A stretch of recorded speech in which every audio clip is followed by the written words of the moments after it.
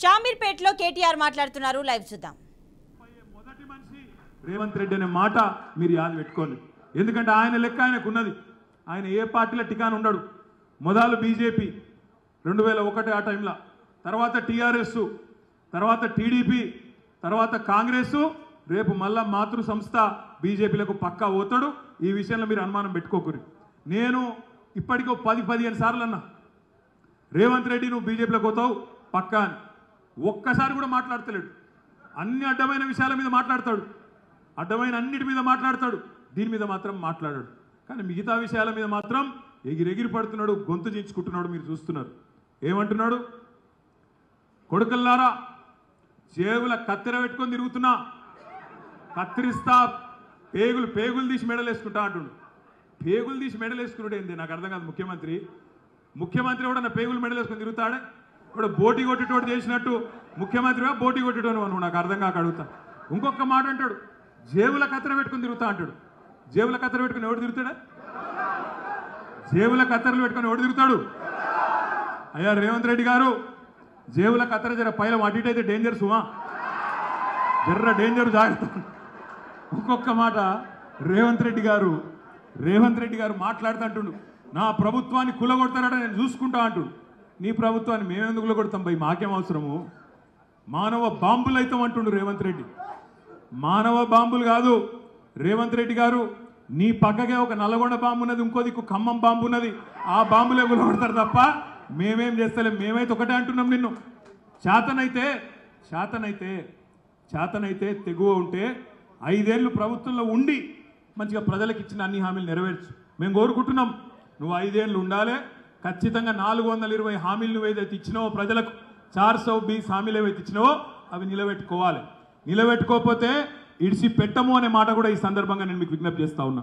ఇంకొక మాట, మల్లారెడ్డి గారు ఇవాళ నిజానికి మన మేడ్చల్ కలెక్టరేట్లో అందరం కూడా పోయి అక్కడ దరఖాస్తు కూడా ఇచ్చొచ్చిరా, ఇన్నే ఉందా, దీని తర్వాత పోయి ఇచ్చుడు ఉంటుంది. అందులో మనం రాష్ట్ర ప్రభుత్వాన్ని ఒకటే డిమాండ్ చేస్తున్నాం. పంట నష్టం ఇప్పటికే రాష్ట్రంలో విపరీతంగా జరిగింది. రేవంత్ రెడ్డి గారు స్వయంగా చెప్పారు, మనం అడగలే. ఆయన్నే అన్నాడు, నేను వస్తూనే ఉన్నా, డిసెంబర్ 9 నాడు వచ్చేస్తున్నా, ఫస్ట్ సంతకం పెట్టేస్తా, 2 లక్షల రుణమాఫీ ఇచ్చేస్తా. ఎవడన్నా లోన్ తీసుకున్నాడు ఉంటే ఉరుకుని బ్యాంకుకు ఉరుకురికి తెచ్చుకోండి, నేను చేస్తా అన్నాడు రుణమాఫీ. మనం అడగలే, మనం డేటు చెప్పమనిలే, మనం అసలు లెక్క కూడా చెప్పమనిలే. ఆయననే అన్నాడు మొదటి సంతకం పెడతా అన్నాడు. మరి డిసెంబర్ 9 పోయింది, జనవరి 9 పోయింది, ఫిబ్రవరి 9 పోయింది, మార్చి 9 పోయింది. ఇంకొక వారం అయితే ఏప్రిల్ 9 వస్తుంది. అడగద్దా మరి రేవంత్ రెడ్డిని, ఏమైందయ్యా నీ రుణమాఫీ అడగద్దా? అడగాలనా? అందుకే మేడ్చల్లో మీరు రైతులకు ఒకటే మాట చెప్పండి, ఎవరెవరికైతే 2 లక్షల రుణమాఫీ జరిగిందో, ఎవరెవరికైతే 2 లక్షల రుణాలు పోయినాయో వాళ్ళు కాంగ్రెస్ కోటేయండి, మిగతా వాళ్ళంతా మాకు గులాబీ జెండా కోటేయండి అనే మాట మనం గ్రామాన చెప్దాం. 2 లక్షల రుణమాఫీ అని మనం అడగలే. ఆయననే చెప్పిండు డిసెంబర్ 9కి చేస్తా అని చెప్పి నరికిండు. ఆయన పేరు రేవంత్ రెడ్డి కాదు, పొంకనాల పోతిరెడ్డి. పెద్ద మాటలు చెప్పిండు. ఏమేం మాటలు చెప్పిండు?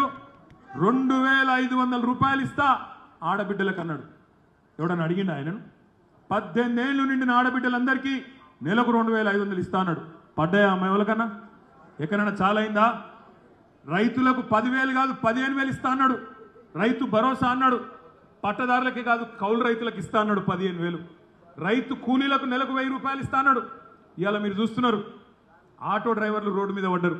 నిన్న మా లక్ష్మారెడ్డి గారు ఒక ఆటో ఎక్కి ఆ ఆటో డ్రైవర్తో మాట్లాడుకుంటా, నువ్వేం అధైర్యపడక తమ్ముడు, మేమున్నాం నీకోసం అని చెప్పి లక్ష్మారెడ్డి గారు కూడా నిన్న ఆటో డ్రైవర్లకు కూడా ధైర్యం చెప్పే ప్రయత్నం చేసిండు. ఇవాళ ఏ వర్గం కూడా రాష్ట్రంలో సంతోషంగా లేదు. రైతులు కోపంగా ఉన్నారు, మహిళలు కోపంగా ఉన్నారు, ఆటో డ్రైవర్లు కోపంగా ఉన్నారు, విద్యార్థులు కోపంగా ఉన్నారు. నిన్న ఏప్రిల్ 1 నాడు గ్రూప్ 2 నోటిఫికేషన్ ఇస్తా అని జాబ్ క్యాలెండర్ అన్నాడు. గ్రూప్ 2 నోటిఫికేషన్ ఇస్తా ఏప్రిల్ 1 విడుదల అన్నాడు. అది కూడా ఎత్తగొట్టిండు. విద్యార్థులు కూడా కోపంగానే ఉన్నారు. ఏ వర్గము సంతోషంగా లేదు. ఒక దిక్కు ఎండలు మండుతున్నాయి, కరెంటు మంచు